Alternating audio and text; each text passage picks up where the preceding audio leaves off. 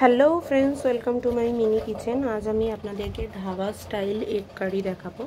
তো ফার্স্টেই আমাকে কড়াইটাকে গরম করে নিতে হচ্ছে, তার জন্য দিয়ে আমি কড়াইতে তেল দিয়ে দেবো।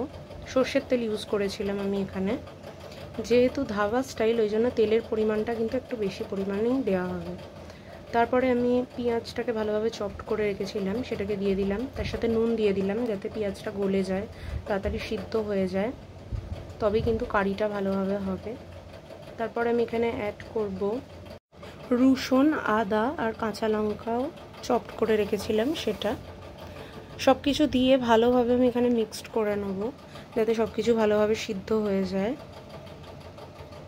ভালোভাবে ভাজা করব খানিকক্ষণ। তারপর আমি এখানে অ্যাড করে দিলাম ভাজা মশলা আর চিকেন মশলা, একটা মিক্সড করে রাখি, তো সেটা এখানে অ্যাড করে দিলাম। তো কেউ যদি চাইছেন চিকেন মশলাটা নাও এখানে দিতে পারেন, ভাজা মশলা দিলেই হবে। সামান্য জল অ্যাড করে দিলাম। তারপরেতে দিয়ে দিলাম জিরে গুঁড়ো, তারপর দিলাম ধনে গুঁড়ো, হলুদ। আবারও আমি সব কিছুকে মিক্স করে নিলাম। তারপর আমি অ্যাড করব কাশ্মীরি লঙ্কার গুঁড়ো, যাতে কালারটা ভালো আসে। আমি এখানে শুধু লঙ্কার গুঁড়ো ইউজ করিনি, কারণ বাচ্চারাও খাবে। যেহেতু আমার মিনি কিচেনে কিন্তু আমার অনেক সদস্য রয়েছে, তারা কিন্তু এই মিনি কিচেনের খাবারগুলো খায়, তো সেই জন্য আমি ঝালটা অতটা ইউজ করিনি। সানরাইজের রেড চিলি পাউডারটা ইউজ করলাম কালারের জন্য, কাশ্মীরি মির্চ যেটা আর কি।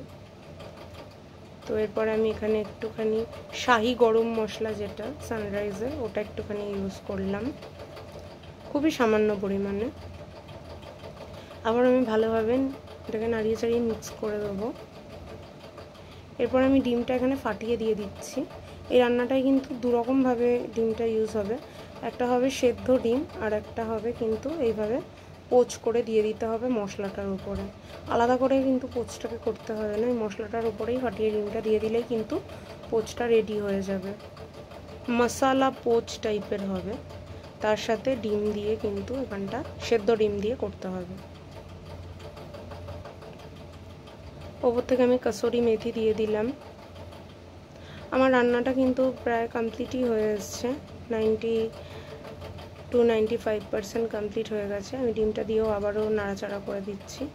খুবই টেস্টি হয় এটা, রুটি বা পরোটার সাথে, ভাতের সাথেও খেতে পারেন, দারুণ লাগে। আর এখানে আমি সামান্য চিনিও অ্যাড করেছিলাম টেস্টটা ইনক্রিজ করার জন্য। তারপর আমি সেদ্ধ ডিম দিয়ে এটাকে পরিবেশন করে নিয়েছিলাম। Thanks for watching.